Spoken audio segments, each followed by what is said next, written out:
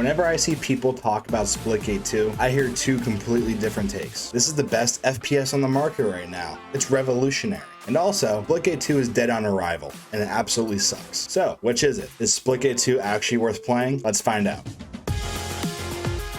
The creators of Splitgate 2, 1047 Games, laid out what they wanted to do. They wanted to build a shooter that satisfies almost every type of FPS player. They started with their classic arena mode, which is just an evolution of their original game. It's fast-paced, competitive, and incredibly smooth. The arena mode in Splitgate 2 by itself would be a good sequel, but then they added the mode called Onslaught, which is basically your big team battle mode with ginormous maps and 24 players with 3 different teams. They also added the lab, which is pretty much their forge mode, so players can make content for the game by themselves, also with a custom games browser. But if that addition wasn't even good enough for you, they also dropped a Battle Royale out of nowhere. Splitgate Battle Royale launches free right now, and it's fucking awesome. Now, if we go back a couple of years, when Halo Infinite was coming out, majority of the gaming community was pleading with 343 Industries to make a Battle Royale for Halo, so it would hit all of those categories. But that never happened. So a smaller studio in 1047 Games saw that opening, and they took a shot.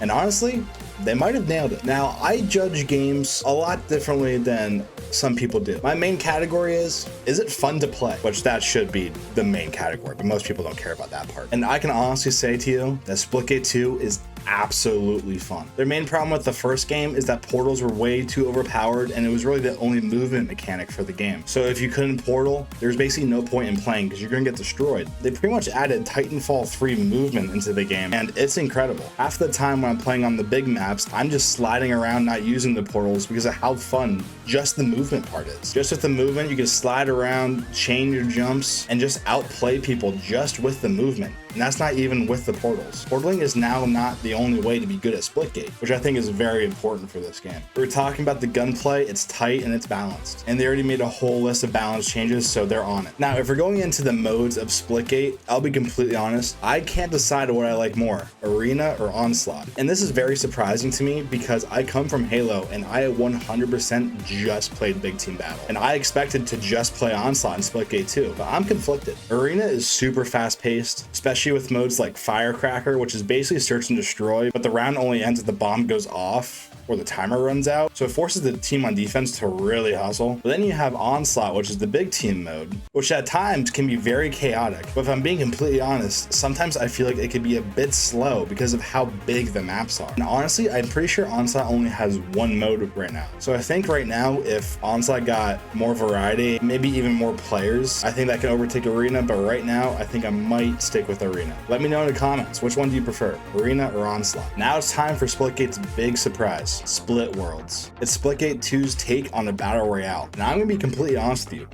I haven't played a Battle Royale in years. Like, since Fortnite was good. But I can honestly say, Split Worlds was fun. The dev team actually said it's more like an arena battle royale because you still have your power weapons, and teams are constantly respawning if they're not wiped out, so it's really fast-paced. It really doesn't feel like a traditional battle royale at all, which I think is a good thing. Because the genre is getting really stale over the past couple years, and I think this honestly brings a good, like, refreshing thing to the genre. But my main concern for the battle royale was going to be the portals. Because in Splitgate 2, there has to be portals. That's the whole point in the game. But when I found out the way they did portals in the Battle Royale, I immediately thought that they were geniuses because I had never thought of it. So basically, instead of being able to spam your portal everywhere like in the other modes in Splitgate, at the start of the game in the Battle Royale, they limit your portals to 4. And throughout the game in the chest, you could find upgrades for it, which gives you more portals. So it really makes portals more of a strategic move at the right points and times instead of a movement spamming mechanic, which is so good for this game. It's all about outplaying, not how fast can you move around and get behind people. But one thing I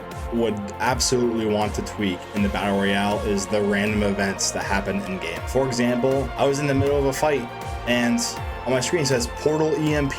Right when the Portal EMP happened, I was trying to portal away from a team that was killing me, and I died because I couldn't portal away. So that was absolutely brutal, and I was not a fan of it. I think something that could fix this is just like a very clear warning, maybe like 30 seconds ahead of time. That can go a long way. But otherwise, I think they honestly nailed the Battle Royale. And we can't forget the lab, Splitgate's version of Forge. Coming from Halo, I know how important a map creator can be in terms of the game's longevity. The community of Splitgate 2 has already proved to be awesome. We have a bunch of maps from Halo and Call of Duty. Like, I've seen people playing Nuketown already, and it literally looks like Nuketown. So hats off for Splitgate for getting all of this content out on release. I think in today's world, that's an accomplishment. And also for some stuff that's coming soon, they announced Ranked is coming soon, and I can only assume that's gonna be the sweatiest Ranked on the market, so good luck. But all in all, is Splitgate 2 worth playing? Absolutely. It's not perfect by any means, and the devs will tell you that, but it brings something genuinely fresh to a stale FPS scene right now. And for arena fans, BR players, creative map builders, there's something here for you. And if you're worried about updates in the future,